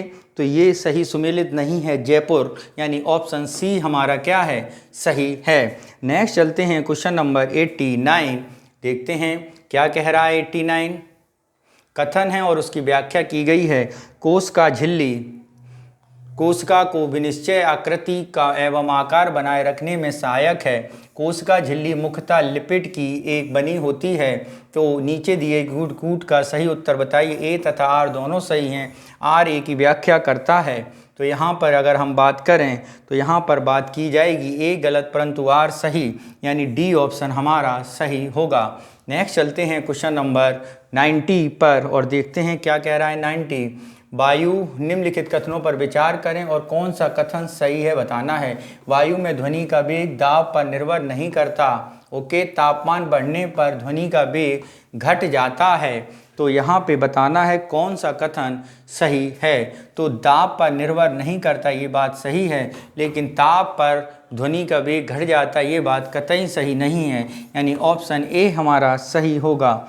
नेक्स्ट चलते हैं क्वेश्चन नंबर 91 पर और देखते हैं क्या कह रहा है 91।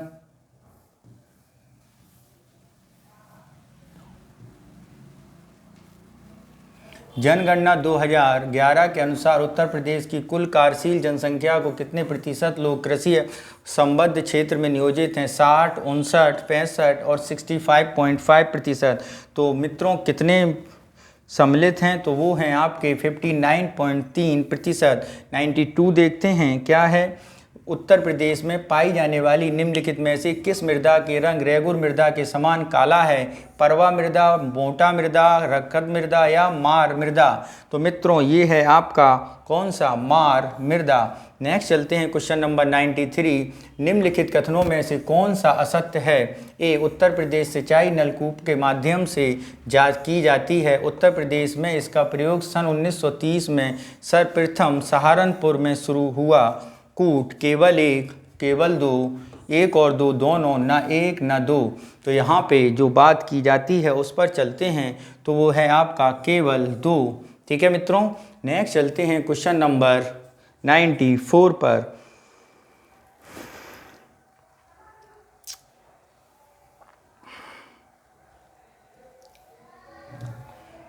नॉन फायर प्लास्टिक के लिए उत्तर प्रदेश के किस क्षेत्र में पाया जाता है? मकरी खोज क्षेत्र मिर्जापुर, सोनराई क्षेत्र ललितपुर, भीकमपुर क्षेत्र ललितपुर, कजहराहाट क्षेत्र सोनभद्र। तो ये पाया जाता है मित्रों कहाँ पर? मकरी एवं खोज क्षेत्र मिर्जापुर में। नेक्स्ट चलते हैं क्वेश्चन नंबर 95। देखते हैं जनगणना 2011 के अनुसार उत्तर प्रदेश के किस जिले में जनघनत्व न्यूनतम है? तो कहते हैं ऑप्शन ए में सोनभद्र, बी में महोबा, सी में शामली, डी में ललितपुर। तो उत्तर प्रदेश के किस जिले में जनघनत्व न्यूनतम है? ललितपुर में है। नेक्स्ट चलते हैं क्वेश्चन नंबर 96 पर। देखते हैं क्या कह रहा है। यदि उत्तर प्रदेश की जनसंख्या को भारत से पृथक कर दिया जाए तो विश्व के किस क्रम का सर्वाधिक जनसंख्या वाला राष्ट्र होगा? ए चौथा, पांचवा, तीसरा, छठा। तो मित्रों उत्तर प्रदेश होगा विश्व का 5वां सबसे आबादी वाला देश। नेक्स्ट चलते हैं क्वेश्चन नंबर 97। जनगणना 2011 के अनुसार निम्नलिखित में से किस एक की जनसंख्या 10 की वृद्धि सर्वाधिक रही? मेघालय, उत्तर प्रदेश, दादरा नगर हवेली या अरुणाचल प्रदेश। तो सर्वाधिक जनसंख्या वृद्धि दर रही है दादरा नगर हवेली की। नेक्स्ट चलते हैं क्वेश्चन नंबर 98 पर और देखते हैं 98 क्या कह रहा है।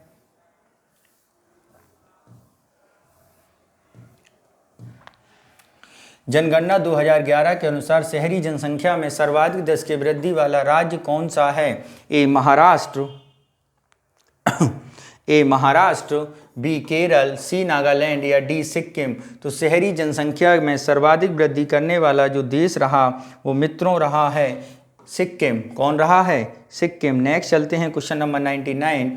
निम्नलिखित पारितंत्रों में किस एक की उत्पादकता सर्वाधिक है? मैंग्रोव, महासागर, घास स्थल या झीलों। तो यहाँ पर सबसे ज़्यादा जो होती है उत्पादकता वो है आपकी मैंग्रोव की। नेक्स्ट चलते हैं क्वेश्चन नंबर 100। भारतीय संसद द्वारा जैव विविधता अधिनियम कब पारित किया गया? 11 दिसंबर, 11 दिसंबर 2, 11 दिसंबर 2001, 11 दिसंबर 2000। तो भारतीय संसद द्वारा जैव विविधता अधिनियम पारित किया गया था 11 दिसंबर 2002 को। ठीक है मित्रों, कब किया गया था? 2002 को। नेक्स्ट चलते हैं क्वेश्चन नंबर 101। वन स्थिति रिपोर्ट 2021 के अनुसार भारत के वन क्षेत्र देश की कुल भौगोलिक क्षेत्र का कितना प्रतिशत है? ऑप्शन ए 24.1, ऑप्शन बी 21.67, 21.71 या 24.5। तो ये है आपका 21.71%। नेक्स्ट चलते हैं क्वेश्चन नंबर 102। नीलगिरी तहार पाई जाती है? ऑप्शन ए कहाँ पे पाई जाती है नीलगिरी तहार? ऑप्शन ए पारिम्बकुलम राष्ट्रीय पार्क, सत्यमंगलम राष्ट्रीय पार्क, इराविकुलम राष्ट्रीय पार्क या गुडुमलाई राष्ट्रीय पार्क। तो ये पाई जाती है मित्रों कहाँ पर? इराविकुलम राष्ट्रीय पार्क में। नेक्स्ट चलते हैं क्वेश्चन नंबर 103।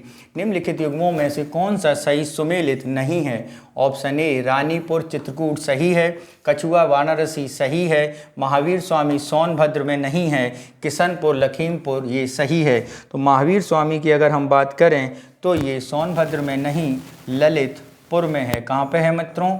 ललितपुर में है।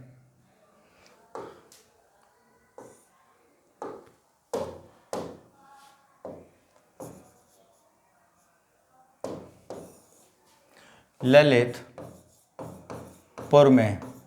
नेक्स्ट चलते हैं क्वेश्चन नंबर 104 और उसे देखते हैं। निम्नलिखित में विचार करें। उत्तर प्रदेश में स्थित शिवालिक पहाड़ी क्षेत्र टर्सरी मिट्टी पाई जाती है। उत्तर प्रदेश में प्रभावित क्षेत्र तराई क्षेत्र है। तो यहाँ पर यदि बात करें तो मित्रों ये दोनों बातें क्या हैं? सत्य हैं, यानी ऑप्शन सी हमारा सही होगा। नेक्स्ट चलते हैं क्वेश्चन नंबर 105। उत्तर प्रदेश में निम्नलिखित स्थलों में कौन सा गोमती नदी तट पर स्थित है? ए सुल्तानपुर, लखनऊ, जौनपुर और उपरोक्त सभी। तो गोमती नदी पर स्थित ये सारे जिले हैं। ठीक है मित्रों।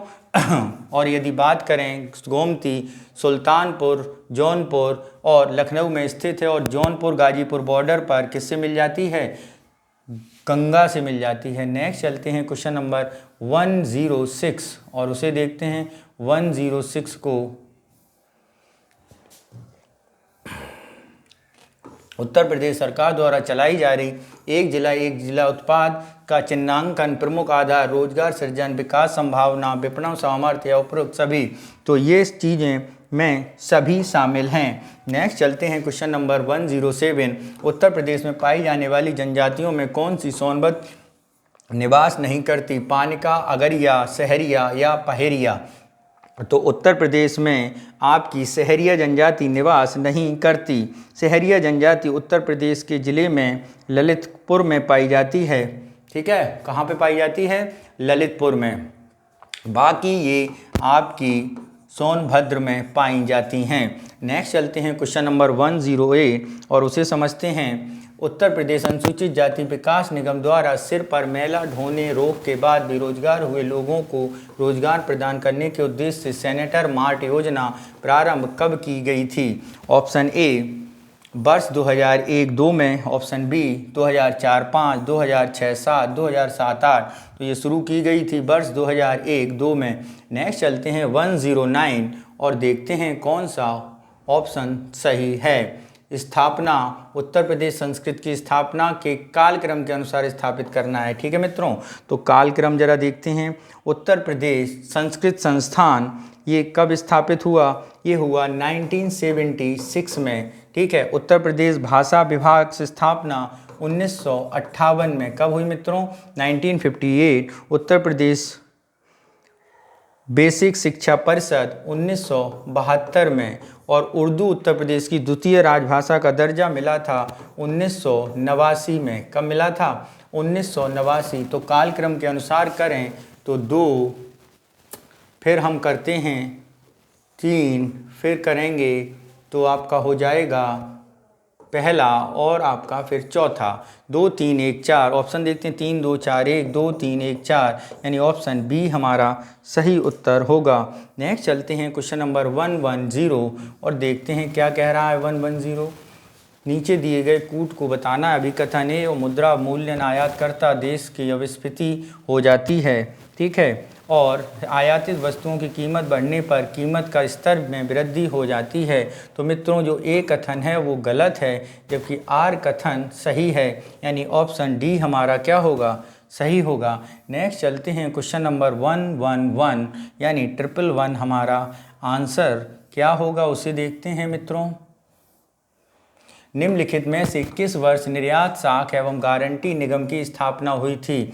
1957, 1960, 1962 या 1959? तो निगम निर्यात की गारंटी की स्थापना मित्रों हुई थी 1957 में। कब हुई थी? 1957 में। नेक्स्ट चलते हैं क्वेश्चन नंबर 112 पर, देखते हैं क्या है 112। गरीबी उन्मूलन, वित्तीय समावेशन, महिला सशक्तिकरण के लिए संभावित साधन उभरे और स्वयं समूह को विचार सर्वप्रथम दिया? ए BS नायपाल, अमर्त्य सेन, महबूब उल हक और मोहम्मद यूनिस। तो ये दिया था बांग्लादेश के अर्थशास्त्री मोहम्मद यूनिस ने। ये कहाँ के थे?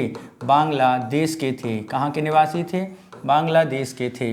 नेक्स्ट चलते हैं 113। भारत में द्वितीय बार 6 प्रमुख बैंकों का राष्ट्रीयकरण किस वर्ष किया गया? ऑप्शन ए वर्ष 69, 70, 75 या 80? ये किया गया था मित्रों 1980 में।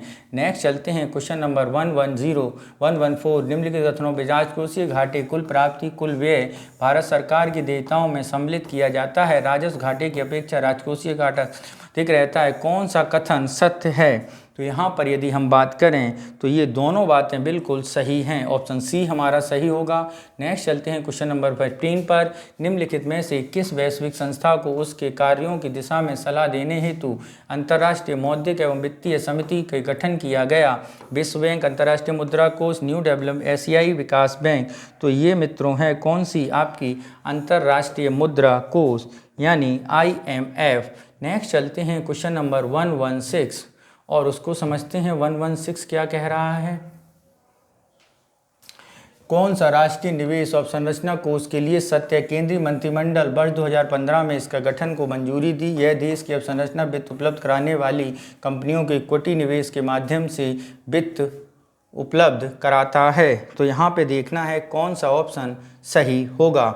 1, 2, केवल 1, केवल 2, ना 1 ना 2। तो मित्रों यहाँ पर जो सही होगा वो है आपका 1 और 2 दोनों। नेक्स्ट चलते हैं क्वेश्चन नंबर 117।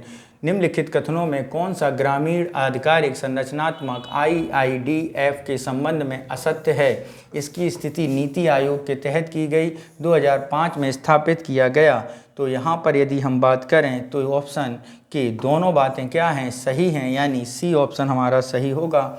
नेक्स्ट चलते हैं अभिकथन ए और कारण आर पर और देखते हैं। अभिकथन उत्तर प्रदेश की अधिकांश नदियों का प्रवाह पश्चिम से दक्षिण पूर्व की ओर है।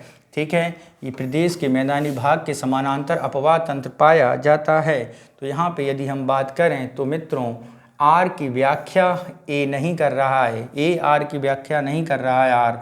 तो ऑप्शन बी हमारा क्या होगा? सही होगा। नेक्स्ट चलते हैं क्वेश्चन नंबर 19 पर और देखते हैं 19।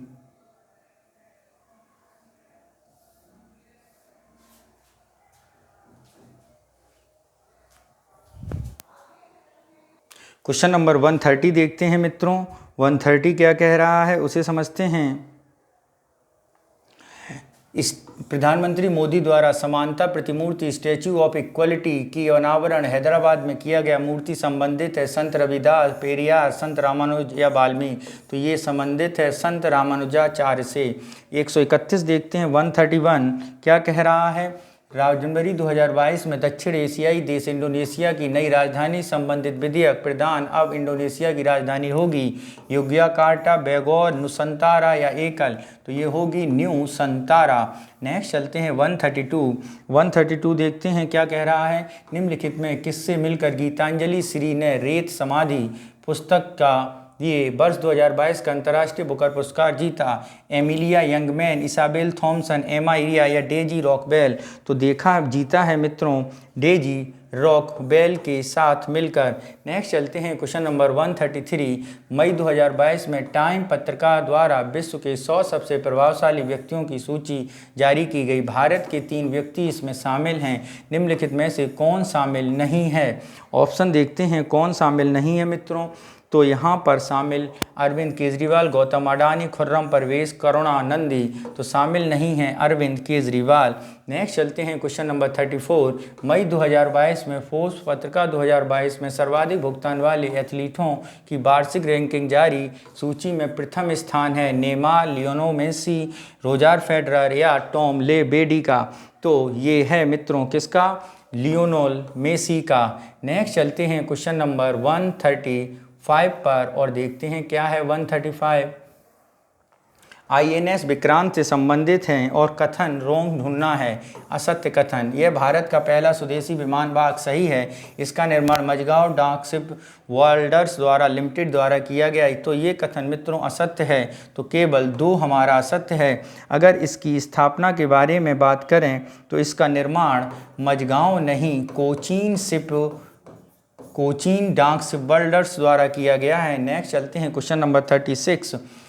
ग्लोबल लिवेबिलिटी इंडेक्स 2022 के अनुसार दुनिया के शीर्ष रहने योग्य शहरों में प्रथम स्थान ऑस्ट्रिया को दिया गया है। इसमें जारी किया जाता है the economics intelligence unit UNSDC IMD द्वारा या German watch climate action network द्वारा। तो ये मित्रों जारी किया जाता है द इकोनॉमिक्स इंटेलिजेंस यूनिट द्वारा। नेक्स्ट चलते हैं क्वेश्चन नंबर 137। जून 2022 में निम्नलिखित में से किन्हें नीति आयोग का CEO नियुक्त किया गया। विनय प्रकाश, अनिल कुमार, दिनेश कुमार या परमेश्वर अय्यर को। तो ये मित्रों किया गया है परमेश्वरन अय्यर को। नेक्स्ट चलते हैं नेक्स्ट क्वेश्चन 138। जून 2022 में one nation one ration card योजना में अपनाने वाला भारत का अंतिम राज्य बना। कौन सा राज्य अंतिम राज्य बना मित्रों। ये बना है आपका अरुणाचल, असम, मिजोरम या असम। तो ये बना है मित्रों असम बना है। कौन सा बना है मित्रों असम। नेक्स्ट चलते हैं क्वेश्चन नंबर 139। जून 2022 में श्रमिकों के लिए कौशल प्रशिक्षण किस मंत्रालय निपुण योजना शुरू की गई। आवास एवं शहरी मामलों के मंत्रालय। ठीक है। नेक्स्ट है आपका सामाजिक एवं अधिकारिता शिक्षा और इनमें से कोई नहीं। तो ये की गई है आवास एवं शहरी मामलों के मंत्रालय द्वारा। नेक्स्ट चलते हैं क्वेश्चन नंबर 140 और देखते हैं क्या कह रहा है 140। जून 2022 में भारत में किस देश के साथ संप्रति 10 सैन्याभ्यास योजना शुरू की। तो ये की थी मित्रों किसके साथ, बांग्लादेश के साथ। नेक्स्ट चलते हैं क्वेश्चन नंबर 141। 5 जून 2022 को मनाए गए पर्यावरण दिवस की विषय वस्तु only one earth, back to nature, plastic pollution, earth our mother. तो यहाँ पे जो थीम थी वो थी ओनली वन अर्थ।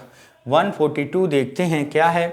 जून 2022 में प्रारंभ किए गए हर घर दस्तक 2.0 का उद्देश्य क्या था। हर घर जल शौचालय व्यवस्था सुनिश्चित करना, बच्चों को संक्रामक रोग बचाने हेतु टीकाकरण अभियान, सभी पात्र अभ्यर्थियों को कोविड-19 टीका प्राप्त करना, बुजुर्गों संक्रामक रोगों को बचाने के लिए विशेष खुराक प्रावधान। तो ये किया गया है बच्चों सी, सभी पात्र लाभार्थियों को पूर्ण कोविड-19 का टीकाकरण करना। क्वेश्चन नंबर 143 देखते हैं। जुलाई 2022 में किस राज्य की काई चटनी को भौगोलिक संकेतक प्रदान किया गया है। तो ये किया गया है मित्रों तमिलनाडु, उड़ीसा, छत्तीसगढ़ या राजस्थान, तो ये किया गया है उड़ीसा को। नेक्स्ट चलते हैं क्वेश्चन नंबर 144।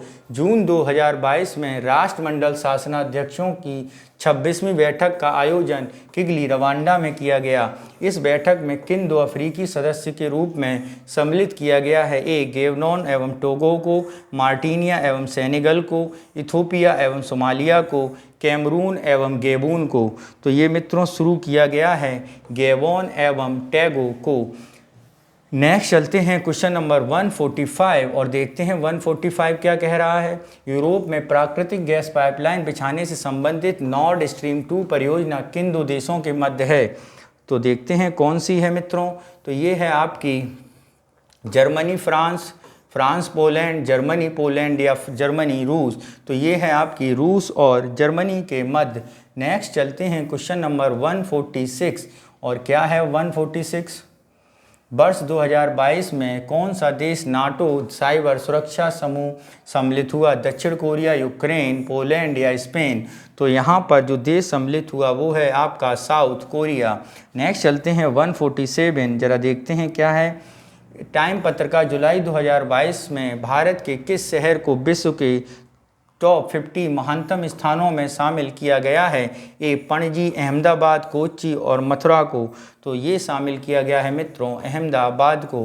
नेक्स्ट चलते हैं 148। निम्नलिखित में उत्तर प्रदेश सरकार द्वारा संभव पोर्टल लॉन्च किया गया जिसका उद्देश्य सार्वजनिक शिकायतों का निपटारा, अनुसूचित जनजाति बच्चों की तकनीकी शिक्षा प्रदान करना, कुपोषण दूर करना, महिलाओं को आत्मसम्मान के लिए नई योजनाएं बनाना। तो ये है मित्रों सार्वजनिक शिकायतों का निपटारा। नेक्स्ट चलते हैं 149। क्या कह रहा है 149। निम्न केंद्र ने 8 वर्ष पूरे होने के अवसर पर गरीब कल्याण सम्मेलन का आयोजन कहाँ पर किया? देहरादून, शिमला, जयपुर या गांधीनगर। तो मित्रों ये सम्मेलन किया गया है शिमला, हिमाचल प्रदेश में। ठीक है। नेक्स्ट चलते हैं क्वेश्चन नंबर 150 और क्या कह रहा है 150 उसे समझते हैं। जुलाई 2022 में रक्षा मंत्रालय द्वारा जारी एक रिपोर्ट के अनुसार निजी क्षेत्र को 3 बैंकों को पहली बार सैन्य हार्डवेयर विदेशी खरीद वित्तीय सेवाएं प्रदान करने की अनुमति दी गई। निम्नलिखित में से कौन सा बैंक इसमें शामिल नहीं है? तो कौन सा बैंक शामिल नहीं है? एक्सिस बैंक शामिल है, HDFC शामिल है, ICICI शामिल है। तो कौन सा बैंक मित्रों शामिल नहीं है? एक्सिम बैंक शामिल नहीं है। यानी ऑप्शन डी हमारा क्या होगा? सही होगा। तो मित्रों ये था हमारा आज का ध्येय IAS संस्थान का पेपर नंबर 15 जिसमें फुल टेस्ट पेपर था। हमने सभी पहलुओं को देखते हुए ये पेपर सॉल्व किया है। तो आप इसको सॉल्व करिए और हमारे YouTube चैनल को में इसको सॉल्यूशन चेक कर सकते हैं। इसके साथ ही अगर आपको इसका PDF चाहिए तो हमारे टेलीग्राम चैनल में से ऑलरेडी अपलोड कर दिया गया है, आप वहां से इसका PDF प्राप्त कर सकते हैं। ठीक है मित्रों, तो आप इसे दोस्तों अच्छी तरह पढ़िए, मन लगा कर पढ़िए और आगामी UPPCS 2023 के प्रीलिमिनरी एग्ज़ाम में सफलता को अर्जित कीजिए। ओके, धन्यवाद।